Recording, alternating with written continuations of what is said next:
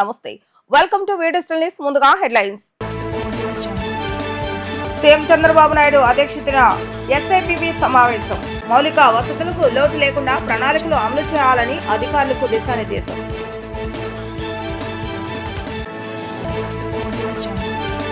Harihara Veeramallu pre release event లో పాల్గొన్న ఉప ముఖ్యమంత్రి పవన్ కళ్యాణ్ విశాఖ నగరంతో తనకు మంచి అనుబంధం ఉందని వ్యాఖ్య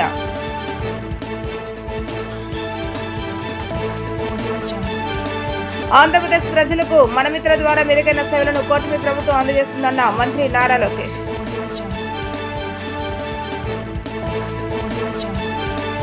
విశాఖకు మరిన్ని ప్రతిష్టాత్మక సంస్థలు రాబోతున్నాయని భవిష్యత్ పెట్టుబడులు అవసరాలకు తగ్గట్లుగా విశాఖ మాస్టర్ ప్లాన్ ఉండాలని అధికారులను ఆంధ్రప్రదేశ్ ముఖ్యమంత్రి నారా చంద్రబాబు నాయుడు ఆదేశించారు. మౌలిక వసతులకు లోటు లేకుండా ప్రణాళికలు అమలు చేయాలని అన్నారు. సచివాలయంలో సీఎం చంద్రబాబు నాయుడు అధ్యక్షతన ఎస్ఐపిబి భేటీ జరిగింది. ఏపీలో 20,000 కోట్ల పెట్టుబడులకు సంబంధించి 4 కంపెనీల ఏర్పాటుకు రాష్ట్ర పెట్టుబడుల ప్రోత్సాహక బోర్డు ఎస్ఐపిబి ఆమోదం తెలిపింది. ఈ కంపెనీల ద్వారా ఏపీలో 50,000కు పైగా ఉద్యోగావకాశాలు లభించనున్నాయి. ఏపీలో 16,466 కోట్లతో సిఫీ ఇన్ఫినిట్ స్పేస్ లిమిటెడ్ సంస్థ డేటా సెంటర్ను ఏర్పాటు చేయనుంది. విశాఖపట్నంలో మొదటి దశలో ఆ సంస్థ 1,466 కోట్ల పెట్టుబడులు పెట్టనుంది. దీంతో 200 మందికి ఉపాధి లభించనుంది. రెండో దశలో 15,000 కోట్లు పెట్టుబడులు పెడుతుండగా 400 మందికి ఉద్యోగ అవకాశాలు రానున్నాయి. విశాఖ ముద్రవాడలో సాత్వా డెవలపర్స్ ప్రైవేట్ లిమిటెడ్ 1,500 కోట్ల పెట్టుబడులు పెడుతుండగా 25,000 మందికి ఉద్యోగాలు దక్కనున్నాయి. BVM energy and residency private limited ఎండాడాలో 1,250 కోట్ల పెట్టుబడులు పెట్టనుంది. విశాఖ నగరంతో తనకు మంచి అనుబంధం ఉందని తాను చిత్ర పరిశ్రమలోకి వచ్చే ముందు ఇక్కడే నటనలో ఓనమాలు దిద్దుకున్నానని ఉప ముఖ్యమంత్రి పవర్ స్టార్ పవన్ కళ్యాణ్ వెల్లడించారు. బాల్యం నుంచి తనకు పెద్ద కోరికలంటూ ఏమీ ఉండేవి కావని, కానీ ఎప్పుడైనా అన్యాయం జరిగితే తిరగబడాలని అనిపించేదని చెప్పారు. సినిమాలోకి వచ్చి డబ్బు సంపాదించాలని ఎప్పుడు అనుకోలేదని, ఓ దశలో నటన కన్నా ఫిల్మ్ మేకింగ్ పైనే ఎక్కువ ఆసక్తి ఏర్పడిందని ఆయన వివరించారు. Power star AP deputy CM Pawan Kalyan కథానాయకుడుగా నటించిన చిత్రం హరిహర వీరమల్లు ప్రేక్షకుల ముందుకు వచ్చిన నేపథ్యంలో విశాఖపట్నంలో ఏర్పాటు చేసిన ప్రీ రిలీజ్ ఈవెంట్ లో పవన్ కళ్యాణ్ పాల్గొన్నారు. ఈ సందర్భంగా ఆయన మాట్లాడుతూ ఏపీ ముఖ్యమంత్రి నారా చంద్రబాబు నాయుడు, మంత్రి నారా లోకేష్ లకు కృతజ్ఞతలు తెలిపారు. తన సినిమాకు ఏపీలో టికెట్లు రేట్లు పెంచుకునేందుకు చంద్రబాబు నాయుడు అవకాశం ఇచ్చారని, అలాగే ఈ చిత్రం విజయం సాధించాలంటూ లోకేష్ సోషల్ మీడియాలో పోస్టు పెట్టారని పవన్ వివరించారు. పవన్ ఎక్కడికి వెళ్తే అక్కడే పుట్టాను అని చెప్పుకుంటాడు అంటూ కొందరు విమర్శిస్తుంటారని, వారు బావిలో కప్పలు వంటి వారని, వారు అంతకుమించి ఆలోచించలేరని విమర్శించారు. తన పేరులోనే పవన్ అని ఉందని, తాను ఎక్కడైనా ఉంటానని అన్నారు. తన దృష్టిలో కనిపించే దైవాలు అంటే అన్నా వదిలినేనని, వాళ్ళిద్దరూ తనను నమ్మారని ఆయన వెల్లడించారు. నేను గౌరవ ముఖ్యమంత్రి గారు ఆఫీస్కి పంపించాను. ఈ సినిమా టికెట్ రేట్లు అందరికీ ఇచ్చినట్టుగానే ఇస్తే బాగుంటుంది, నిర్మాతలు నాకు చెప్పినప్పుడు నాకు సంబంధం లేదు, ఇది మీరు గౌరవ ముఖ్యమంత్రి శ్రీ చంద్రబాబు నాయుడు గారి టేబుల్ మీద పెట్టండి, ఆయన ఇస్తే తీసుకోండి, ఆయన ఎన్ని రూపాయలు ఇస్తే తీసుకోండి, అంతకుమించి నేను ఒక్క మాట కూడా చెప్పనని చెప్పాను. సో అలాంటి పరిస్థితుల్లో గౌరవ ముఖ్యమంత్రి గారు ఈ సినిమాకి కావాల్సిన నాకేం ప్రత్యేకంగా ఏం చేయలేదు, కానీ అందరి హీరోలకి ఎలా చేశారో చేసినందుకు ప్రత్యేకంగా వారి మనస్ఫూర్తిగా మనందరి తరపున, మన అభిమానులందరి తరపున వారికి ఒక్కసారి బలమైన కరతాళ ధ్వనులతోటి కృతజ్ఞతలు తెలియజేద్దాం. ఇందాకే వస్తూ ఉంటే మన యువ నాయకుడు, యువగళం ప్రతినిధి, 100 కిలోమీటర్లు ప్రయాణించిన నాయకుడు, తెలుగుదేశం యువ సారథి శ్రీ నారా లోకేష్ గారు ట్వీట్ చేసి పవనన్న సినిమాలు బాగుండాలి, ఘన విజయం సాధించాలి అని మనస్ఫూర్తిగా ట్వీట్ చేసినందుకు వారికి నా ప్రత్యేక ధన్యవాదాలు, కృతజ్ఞతలు తెలియజేసుకుంటాను.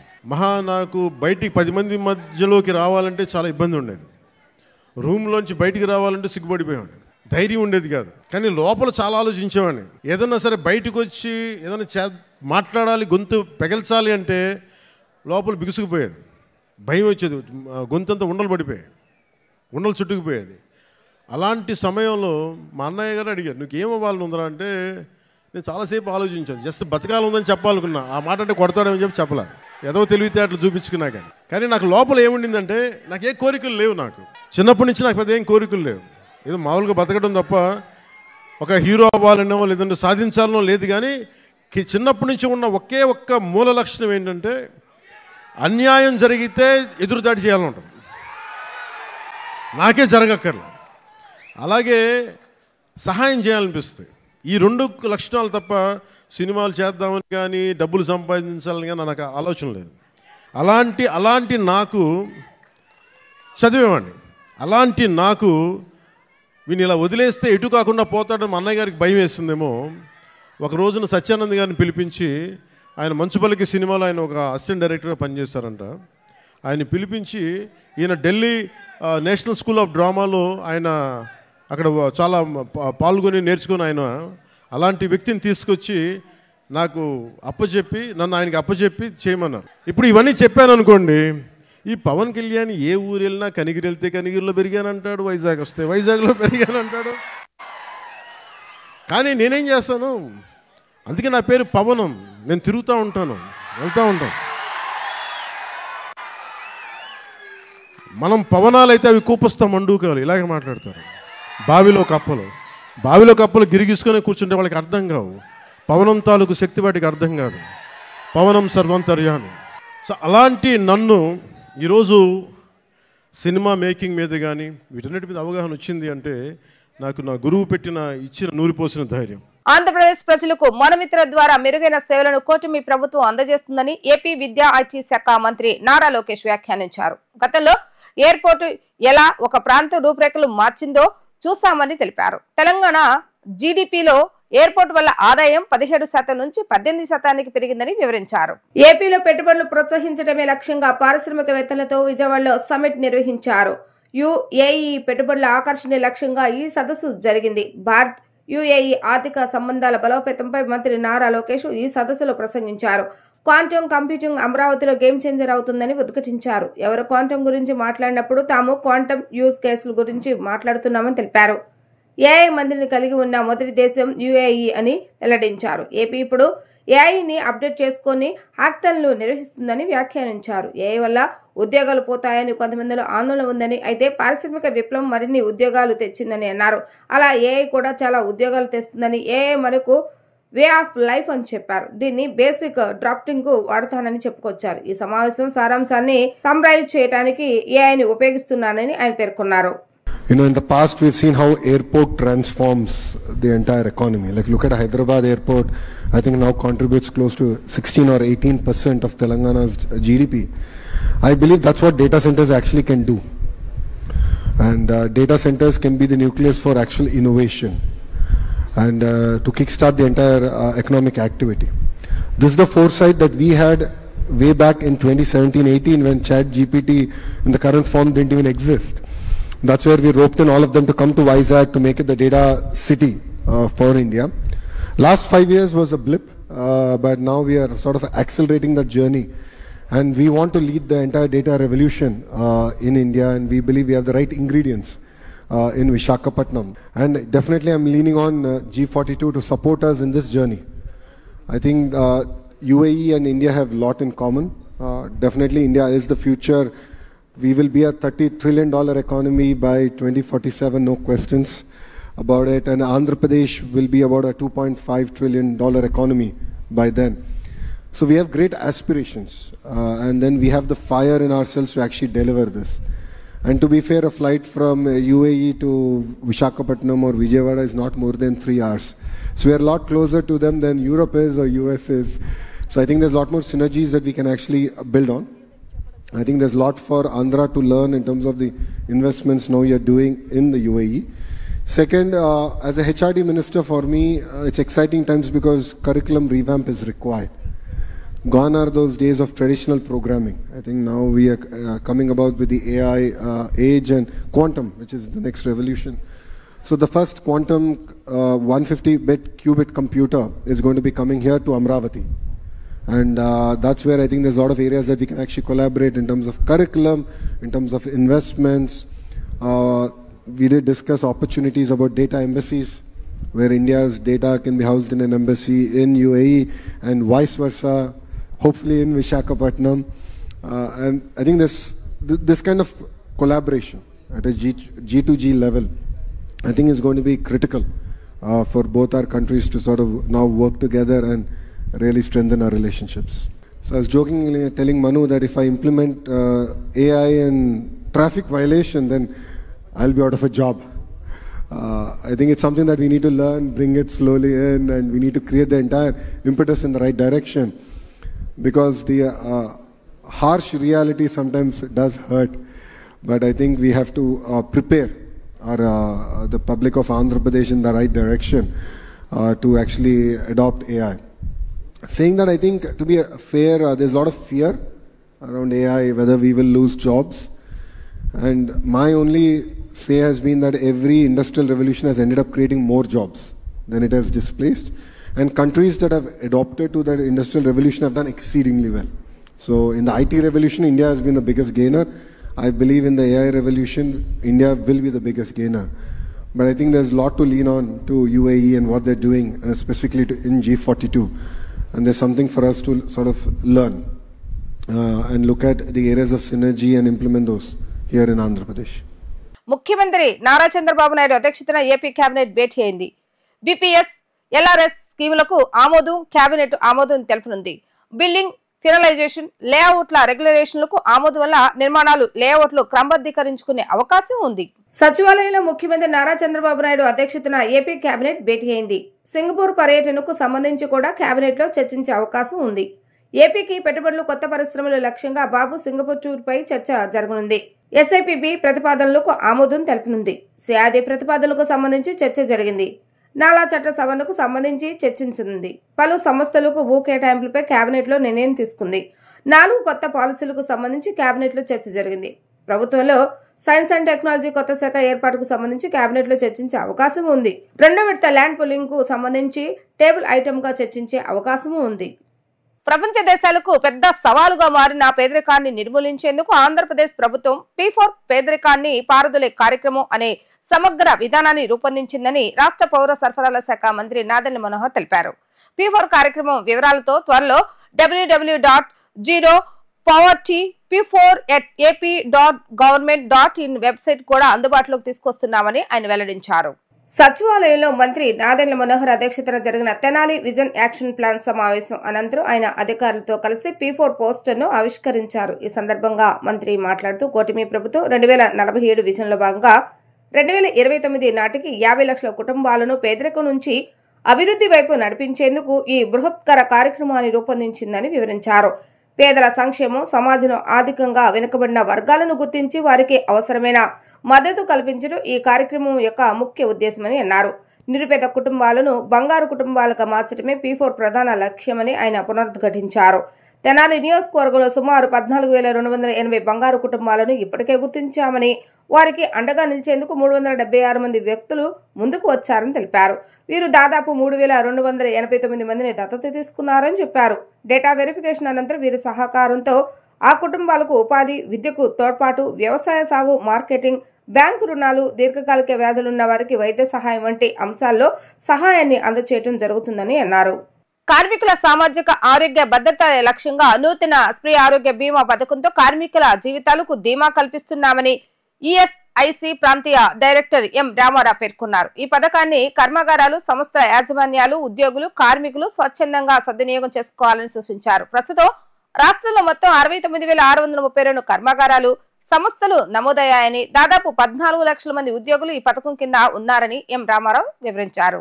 కార్మికుల సామాజిక ఆరోగ్య భద్రత లక్ష్యంగా నూతన స్త్రీ ఆరోగ్య బీమా పథకంతో కార్మికుల జీవితాలకు బీమా కల్పిస్తున్నామని, ఈ పథకాన్ని కర్మాగారాలు, సంస్థల యాజమాన్యాలు, ఉద్యోగులు, కార్మికులు స్వచ్ఛందంగా సద్వినియోగం చేసుకోవాలని ఈఎస్ఐసి ప్రాంతీయ డైరెక్టర్ ఎం రామారావు కోరారు. విజయవాడ గుణదల్లోని సంస్థ కార్యాలయంలో యజమానులు, ఉద్యోగుల రిజిస్ట్రేషన్ ప్రమోషన్ పథకం ప్రచార సామగ్రిని ఈఎస్ఐసి ప్రాంతీయ డైరెక్టర్ ఎం రామారావు అధికారులతో కలిసి ఆవిష్కరించిన అనంతరం జరిగిన మీడియా సమావేశంలో ఆయన మాట్లాడుతూ, కార్మిక రాజ్య బీమా సంస్థ 196వ సమావేశంలో స్త్రీ పథకానికి ఆమోదం లభించిందని, ఈ పథకాన్ని ఉపయోగించుకుంటూ కర్మాగారాలు, సంస్థలు స్వచ్ఛందంగా నమోదుకు ముందుకు రావాలని సూచించారు. ఈ పథకం ద్వారా యజమాని ప్రకటించిన తేదీ నుంచి రిజిస్ట్రేషన్ చెల్లుబాటు అయ్యేదిగా పరిగణించడం జరుగుతుందని, రిజిస్ట్రేషన్ ముందు కాలానికి ఎలాంటి కాంట్రిబ్యూషన్ లేదా ప్రయోజనం వర్తించదన్నారు. రిజిస్ట్రేషన్ ముందు కాలానికి ఎలాంటి తనిఖీ లేదా గత రికార్డుల కోసం డిమాండ్ చేయడం జరగదన్నారు. జరిమానాల భయాన్ని తొలగించడంతో పాటు రిజిస్ట్రేషన్ ప్రక్రియను సరళీకృతం చేసినట్లుగా వివరించారు. ఈ పథకం రాకముందు నిర్దిష్ట సమయంలోపు నమోదు చేసుకోకపోతే చట్టపరమైనటువంటి చర్యలు, పాత బకాయిల డిమాండ్ తలెత్తే పరిస్థితి ఉండేదని, ఇప్పుడు ఈ స్ప్రే పథకంతో ఆ అడ్డంకులు తొలగాయని, ఇప్పటి వరకు నమోదు కాని కర్మాగారాలు, సంస్థలు తమ కార్మికులను ఈఎస్ఐ పరిధిలోకి తీసుకొచ్చేందుకు ఈ పథకం వీలు కల్పిస్తుందని, త్వరితగతిన నమోదు చేసుకోవాలని సూచించారు. ప్రస్తుతం రాష్ట్రంలో మొత్తం 69,632 కర్మాగారాలు, సంస్థలు నమోదయ్యాయని, దాదాపు 14 లక్షల మంది ఉద్యోగులు ఈ పథకం కింద ఉన్నారని వివరించారు. ఏదైనా ఎస్టాబ్లిష్మెంట్లో కానీ ఫ్యాక్టరీలో కానీ 10 మంది ఎంప్లాయీస్ ఉంటే 21,000 లోపు శాలరీ వాళ్ళు డ్రా చేసేటట్టయితే వాళ్ళందరినీ కవర్ చేయాల్సి వస్తుంది. ప్రస్తుతానికి భారతదేశంలో ఆల్మోస్ట్ 22 లక్షల ఎస్టాబ్లిష్మెంట్స్ కవర్ అయ్యి ఉన్నాయి. అందులో ఆల్మోస్ట్ 15 కోట్ల బెనిఫిషియరీస్ రిజిస్టర్ అయ్యి ఉన్నారు. ఈ స్కీమ్ మెయిన్గా నడిచేది ఎంప్లాయీస్ పే చేసే కంట్రిబ్యూషన్ ప్రకారం. ఎంప్లాయర్స్ 3.25% కంట్రిబ్యూట్ చేస్తే ఎంప్లాయీస్ 0.75% కంట్రిబ్యూట్ చేస్తారు. ఈ స్కీమ్లో ప్రధాన అంశం ఏంటంటే ఎక్కడ కూడా కన్సాలిడేటెడ్ ఫండ్ ఆఫ్ ఇండియా మీద బర్డెన్ ఉండదు. మొత్తం అంతా ఎంప్లాయీస్ కంట్రిబ్యూషన్ మీదే డిపెండ్ అయి ఉంటుంది. మన స్టేట్ సంబంధించిన వరకు అయితే 1955లో ఈ స్కీమ్ స్టార్ట్ చేయడం జరిగింది అన్డివైడెడ్ ఆంధ్రప్రదేశ్లో.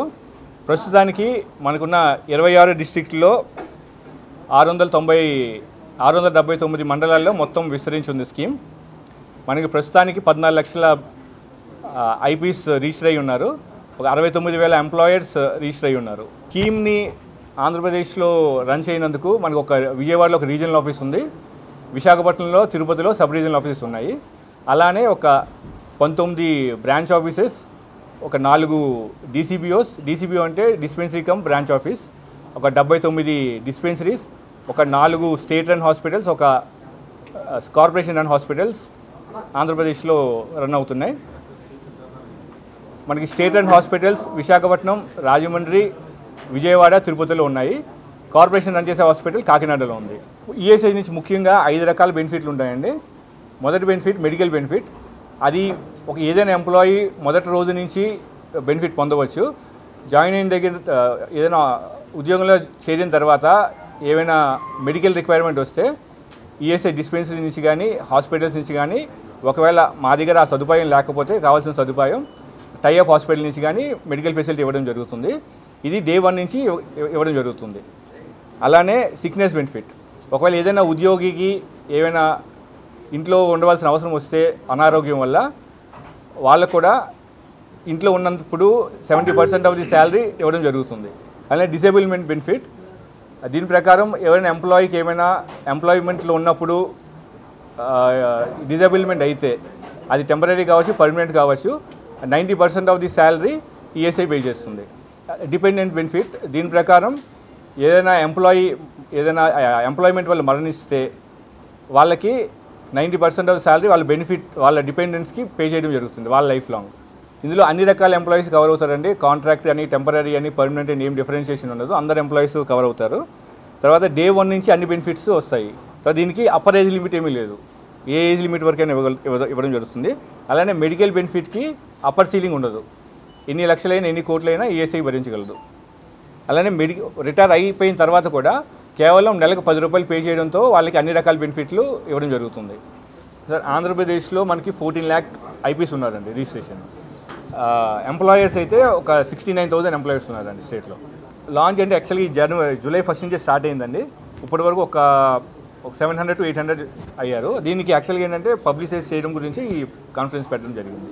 ఈరోజు రిజిస్టర్ చేయించుకుంటే మీకు ఏం అడ్వాంటేజ్ వస్తుందని వాళ్ళకి ఎక్స్ప్లెయిన్ చేయగలిగితే వాళ్ళు స్వచ్ఛందంగా చేసుకోవాలండి. మేము యాక్చువల్లీ ఏంటంటే లా ఎన్ఫోర్స్ చేయకుండా వాళ్ళు వాలంటరీగా స్వచ్ఛందంగా చేసుకునేటట్టు వాళ్ళు మోటివేట్ చేద్దామని చెప్పాను. దీనివల్ల అడ్వాంటేజ్ ఏంటంటే ఓన్లీ ఎంప్లాయర్స్కే కాదు, సపోజ్ ఆల్రెడీ రిజిస్టర్ అయిన ఎంప్లాయర్ ఉన్నారు, వాళ్ళు ఒక 10 మందిని రిజిస్టర్ చేయించారు, ఇంకొక 10 మంది ఉన్నారు వాళ్ళు చూపించుకుంటే పాత బకాయిలు ఏం అడగకుండా వాళ్ళని కూడా ఇప్పటి నుంచి స్కీమ్లో జాయిన్ చేపిస్తారు. ఏడాది కాలంలోనే చంద్రబాబు నాయుడు నేతృత్వంలోని కూటమి ప్రభుత్వం దేశంలోని అతిపెద్ద లిక్కర్ స్కామ్ కు తెరదీస్తుందని మాజీ మంత్రి పుంగనూరు ఎమ్మెల్యే పెద్దిరెడ్డి రామచంద్రరెడ్డి మండిపడ్డారు. రాష్ట్రాన్ని మధ్య ఆంధ్రప్రదేశ్ గా మార్చి నిత్యం అవినీతి సొమ్ముతో జేబులు నింపుకోవడంలోనే చంద్రబాబు నాయుడు నిమగ్నమయ్యారని ఆగ్రహాన్ని వ్యక్తం చేశారు. రాజమహేంద్రవరం మాజీ హోంమంత్రి తానేటి వనిత, మాజీ ఎంపీ మర్గాని భరతలతో కలిసి సెంట్రల్ జైల్లో రిమాండ్లో ఉన్న ఎంపీ మిథున్ రెడ్డిని కలిసి పరామర్శించిన అనంతరం జైలు బయట మీడియాతో ఆయన మాట్లాడుతూ చంద్రబాబు నాయుడు అధికారంలోకి వచ్చిన నాటి నుంచి వైఎస్ఆర్సీపీ శ్రేణులపై తప్పుడు కేసులతో జైలుకు పంపాలనే లక్ష్యంతోనే పనిచేస్తున్నాడని ధ్వజమెత్తారు. ప్రభుత్వం ఏర్పాటైనప్పటి నుంచి వైఎస్ఆర్సీపీ శ్రేణులను నాయకులను తప్పుడు కేసులతో వేధించాలనే ఉద్దేశంతో పనిచేస్తుందని ఆరోపించారు. ఏపీలో తాలిబాన్ పాలనను తలపిస్తుందని మండిపడ్డారు. ఒక ప్రజాప్రతినిధికి ఇవ్వాల్సిన గౌరవాన్ని సీఎంగా ఉన్న చంద్రబాబు నాయుడు విస్మరిస్తున్నారని అన్నారు. ఇలాంటి తప్పుడు కేసులకు వైఎస్ఆర్సీపీ భయపడేదే లేదని స్పష్టం చేశారు. ప్రజాప్రతినిధులకు చట్ట ప్రకారం ఇవ్వాల్సిన సదుపాయాలను కల్పించవలసిన అవసరం లేదా అని ప్రశ్నించారు. ఒక తీవ్రవాదులను చూసినట్లుగా వారిని చూడటం దారుణం. ఈ ప్రభుత్వం తీసుకున్న చర్యలను ఖండిస్తున్నామని ఆయన తెలిపారు. అనేక రకాల వైఎస్ఆర్ కాంగ్రెస్ పార్టీ శ్రేణులను, ముఖ్యంగా వైఎస్ఆర్ కాంగ్రెస్ పార్టీలో ప్రధాన భూమిక పోషించే నాయకులందరినీ కూడా టార్గెట్ చేసి అనేక విధాల ఇబ్బందులు పెడతా ఉన్నారు. అనేక రకాల కేసులు పెడతా ఉన్నారు. ఈరోజు ఇక్కడ పరిస్థితి చూస్తే ఒక తాలిబాన్లనో లేకపోతే ఏదో విదేశీ టెర్రరిస్టులు ఎవరైతే ఉంటారో వారిని ట్రీట్ చేసే విధంగా ఇక్కడ పరిస్థితులు ఉన్నాయి. మరి ఒక ప్రజాప్రతినిధికి ఇవ్వాల్సిన గౌరవాన్ని ప్రజాప్రతినిధులుగా ఉన్న చంద్రబాబు నాయుడు కానీ వారి మంత్రివర్గ సభ్యులు కానీ ఎందుకు విస్మరిస్తూ ఉన్నారు నాకు అర్థం కావడం లేదు. మరి ఇది ఇలాగే కొనసాగిన ఇబ్బంది లేదు. వైఎస్ఆర్ కాంగ్రెస్ పార్టీ శ్రేణులు తప్పకుండా ఈ పరిస్థితిని అధిగమించి ఈ ప్రభుత్వానికి బుద్ధి చెప్పే రోజులు దగ్గరలో ఉంటాయి. మరి నేను ఒకటే చెప్తా ఉన్నాను, ఒక ప్రజాప్రతినిధులకు న్యాయపరంగా ఇవ్వాల్సిన సౌకర్యాలన్నీ కూడా ఇవ్వాలా పని లేదా? వారిని టెర్రరిస్టుల మాదిరి చూసి ఆ విధంగా మీరు వారిని ట్రీట్ చేస్తారా? ఈరోజు జరిగే స్కామ్ భారతదేశంలోనే ఇంకా పెద్ద స్కామ్ ఈ లిక్కర్ స్కాము. అక్కడ ఢిల్లీలో ఆ ప్రభుత్వం గవర్నమెంట్ షాపులను తీసి ప్రైవేట్ వ్యక్తులకు ఇచ్చింది. ఇక్కడ మన ప్రభుత్వం జగన్మోహన్ రెడ్డి గారి ప్రభుత్వం ప్రైవేట్ వ్యక్తుల నుంచి తీసి ప్రభుత్వం నడిపింది. ఈరోజు మళ్ళా ప్రైవేట్ వ్యక్తులకు అప్పజెప్పే విధంగా ప్రభుత్వం నుంచి తీసి ప్రైవేట్ వ్యక్తులకు చంద్రబాబు నాయుడు ఇవ్వడం జరిగింది. ఈరోజు అధిక ధరలే కాకుండా అధికంగా ఎక్కువ లిక్కర్ అమ్ముడు పోతాం. ఇంటింటిలోనూ కూడా బాటిల్ ద్వారా సప్లై చేసే పరిస్థితి ఉంది. బెల్ట్ షాపులు కాదు, ప్రతి ఇంటికి కూడా సప్లై చేసే పరిస్థితి ఉంది. మరి ఈరోజు అయినా కూడా ఆదాయం ఏమైనా పెరిగిందా గత జగన్మోహన్ రెడ్డి గారి ప్రభుత్వం కంటే అంటే ఎక్కడ కూడా పెరగలేదు. మేము చేసిందల్లా కూడా ప్రైవేట్ వ్యక్తుల నుంచి తీసి ప్రభుత్వం నడిపింది. నీకేమో మీ ప్రభుత్వం దీపేటప్పటికి 2014 నుంచి 19 దాకా ఆ రోజు 2018-19లో కేవలం 17,000 కోట్లు మీ ఆదాయం ఉన్నది. మా ప్రభుత్వం దిగిపోయేటప్పటికి క్వాంటిటీ తగ్గింది, రేట్లు పెరిగాయి.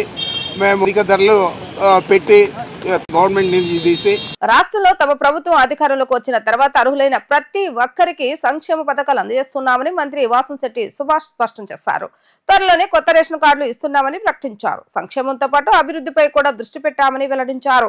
మంత్రి నారా లోకేష్ ఆధ్వర్యంలో రాష్ట్రానికి ఐటీలు పెట్టుబడులు వస్తున్నాయని, యువతకు కొత్త ఉద్యోగ ఉపాధి అవకాశాలు దొరుకుతాయని ఆయన వెల్లడించారు. మంత్రి వాసంశెట్టి సుభాష్ అనుచరులు ఓ దళిత యువకుడిపై దాడి చేశారంటూ సోషల్ మీడియాలో జరుగుతున్న ప్రచారంపై మంత్రి స్పందించారు. అమరావతిలో మీడియాతో మాట్లాడిన ఆయన, మొన్న అమలాపురం ఘటనలో ఉద్యోగాలు ఇప్పిస్తామని కొంతమంది డబ్బులు తీసుకున్నారు. ఉద్యోగాలు రాకపోవడంతో డబ్బులు ఇచ్చిన వారు దాడి చేశారని తెలిపారు. అయితే దాడి చేసిన వారు నా అనుచరులు అని వైసీపీ బ్యాచ్ నాపై దుష్ప్రచారం చేస్తున్నారని మండిపడ్డారు.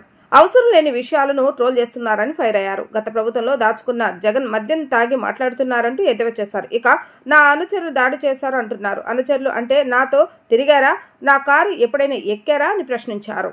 ఒకటి కాదు, 2 గ్రీవెన్స్ అయినా సరే అర్హులందరికీ కూడా పడాలి, ఎంతమంది పిల్లలు ఉంటే అంతమందికి పడాలని ఈ గ్రీవెన్స్ రైజ్ చేయటం అందరూ కూడా చాలా సంతోషంగా ఉన్నారు. అదేవిధంగా గత 5 ఏళ్ల పాలనలో ఎక్కడ రేషన్ కార్డులు కొత్తవి ఇవ్వడం జరగలేదు. అదేవిధంగా పెన్షన్లు కూడా కొత్తవి ఎక్కడ కూడా ఇవ్వడం జరగలేదు. ఎన్డీఏ కూటమి వచ్చిన తర్వాత రేషన్ కార్డులు కానీ కొత్త పెన్షన్లు కానీ కూడా ఇవ్వడం జరుగుతూ ఉంది. అలాగే పెట్టుబడులు వెల్లువలా వస్తూ ఉన్నాయి. ఈరోజు 20,000 కోట్ల పెట్టుబడులు ఐటీ శాఖ నుంచి తీసుకురావడం మన నారా లోకేష్ గారు సమర్థవంతంగా తీసుకురావడం జరిగింది. సుమారు 50,000 జాబులు కూడా ఇవ్వడం జరుగుతుంది. హై ప్రొఫైల్ ఉన్న వ్యక్తులందరికీ కూడా ఇందులో జాబులు రావటం, అదే ఎక్కువ శాలరీస్తో ఈ జాబులు రావడం జరుగుతుంది. మీకు తెలుసు, ఈ నిన్న అమలాపురం సంఘటన 3 days బ్యాక్ జరుగుతున్నప్పుడు అందులో ఒక వ్యక్తి, మహేష్ అనే వ్యక్తి, అలాగే శంకర్ అనే వ్యక్తి ఉద్యోగాలు ఇప్పిస్తామని చెప్పి కొంతమంది బాధితుల దగ్గర డబ్బులు తీసుకున్న తర్వాత ఈ బాధితులు కొంతమంది మధ్యవర్తుల వద్దకు వెళ్ళి, విజయ్ అనే మధ్యవర్తి దగ్గరికి వెళ్ళి ఇలా అతనికి డబ్బులు ఇచ్చామని చెప్పడం, ఈ విజయ్ అన్న అతని అనుచరులు ఈయన్ని కొట్టడం జరిగింది. ఈ మహేష్ అన్న అతన్ని, శంకర్ అన్న అతన్ని. అయితే ఇందులో వైసీపీ పేటీఎం బ్యాచ్ ఇన్వాల్వ్ అయ్యి మంత్రి గారు అనుచరులు ఇందులో కొట్టిన వాళ్ళు అని అభియోగం చేస్తూ ఉన్నారు.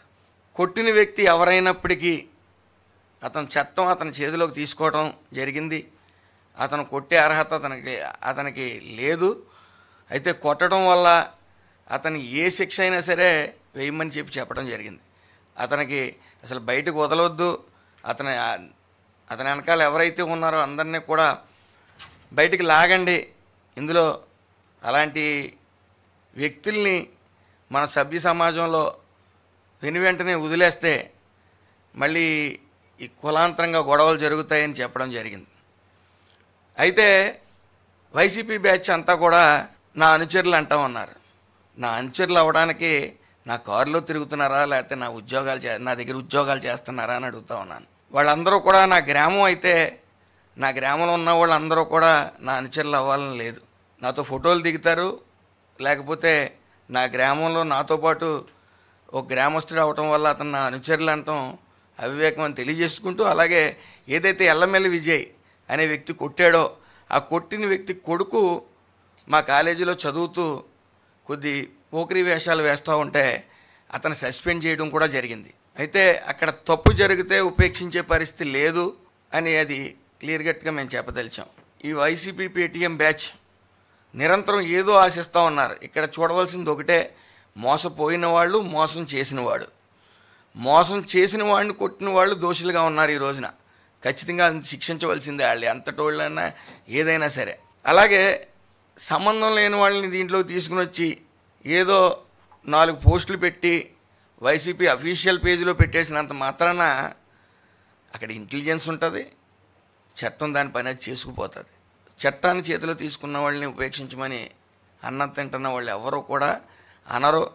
అలాగే నా కాలేజీకి కానీ నాకు కానీ 1% ప్రమేయం కూడా లేదని తెలియజేసుకుంటూ, ఏదైతే ఈ వైసీపీ పేటీఎం బ్యాచ్ ఉందో వాళ్ళు ఓరలేనితనం, ఈ సంక్షేమం అభివృద్ధి అనేది చూడలేకపోతూ ఉన్నారు. అదేవిధంగా రపరప నరికేస్తానని ఒకళ్ళు అంటుంటే చీకట్లో నరికేయమని ఇంకొకళ్ళు అంటూ ఉన్నారు. వీళ్ళకి బహుశా గత 5 సంవత్సరాల్లో తాగిన మద్యం వికటించి మానసికంగా ఇబ్బంది పడుతున్నారని నాకు భావం కలుగుతూ ఉంది. ఏదేమన్నప్పటికీ ఈ 3-4 రోజులు అవసరం లేని అన్ని ట్రోల్ చేసి ఏదో సాధిందాం అనుకున్న వైసీపీ పేటీఎం బ్యాచ్కి ఒకటే చెప్తా ఉన్నా, మీరేమన్నా గత ప్రభుత్వంలో దాచుకున్న మీ జగనన్న మందు ఉంటే ఈరోజు తాగి ఫుల్గా పడుకుని పొద్దున్నే మళ్ళీ పిచ్చివాగడు వాగాలని కోరుకుంటూ, ఏదేమన్నప్పటికీ ఈ ప్రభుత్వం సంక్షేమం అభివృద్ధి అనేది సమపాళ్ళుగా తీసుకెళ్తూ, అలాగే ప్రతి ఇంటికో పారిశ్రామికవేత్త రావాలి అనే ఆకాంక్షతో ఎంఎస్ఎంఈ కార్యక్రమాలని చాలా ఫోర్స్ఫుల్గా అందరినీ ఇంప్లిమెంట్ చేయండి. మీరు 5 లక్షల లోన్ ఏమైనా ఇస్తుంటే వాటిని కేవలం చిన్న సూక్ష్మ తరగతి పరిశ్రమలు పెట్టుకోండి తప్ప దాన్ని డైవర్ట్ చేయొద్దని చెప్పడం జరుగుతూ ఉంది. పశ్చిమ మధ్య బంగాళాఖాతాన్ని ఆనుకొని వాయువ్య బంగాళాఖాతంలో ఉన్న ఉపరితల ఆవర్తనం సగటు సముద్ర మట్టానికి 3.1 నుంచి 5.8 కిలోమీటర్ల ఎత్తు మధ్య కొనసాగుతుంది. దీని ప్రభావంతో రాబోయే 24 గంటల్లో ఉత్తర బంగాళాఖాతంలో ఉపరితల ఆవర్తనం ఏర్పడే అవకాశం కూడా ఉంది. తదుపరి 24 గంటల్లో అదే ప్రాంతంలో అల్పపీడనం ఏర్పడే అవకాశం ఉంది. ఈశాన్య అరేబియా సముద్రం నుంచి పశ్చిమ మధ్య దానిని ఆనుకొని ఉన్న వాయువ్య బంగాళాఖాతం మీదుగా దక్షిణ గుజరాత్, ఉత్తర మధ్య మహారాష్ట్ర, విదర్భ, తెలంగాణ, కోస్తా ఆంధ్ర మీదుగా సముద్ర మట్టానికి 5.8 కిలోమీటర్ల ఎత్తులో ఉన్న ఉపరితల ఆవర్తనం వరకు ఒక ద్రోణి కొనసాగుతుంది. వీటి ఫలితంగా ఆంధ్రప్రదేశ్లో రాగల 3 రోజుల వరకు వాతావరణ సూచనలు అమరావతి వాతావరణ కేంద్ర అధికారులు తెలియజేశారు. వార్తలు ముగించే ముందు హెడ్లైన్స్ మరొకసారి. సీఎం చంద్రబాబు నాయుడు అధ్యక్షతన ఎస్ఐపిబి సమావేశం. మౌలిక వసతులకు లోటు లేకుండా ప్రణాళికలు అమలు చేయాలని అధికారులకు దిశానిర్దేశం.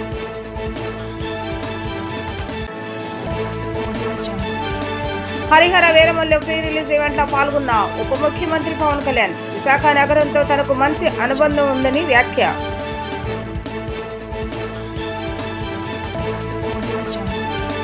ఆంధ్రప్రదేశ్ ప్రజలకు మనమిత్ర ద్వారా మెరుగైన సేవలను కూటమి ప్రభుత్వం అందజేస్తుందన్న మంత్రి నారా లోకేష్.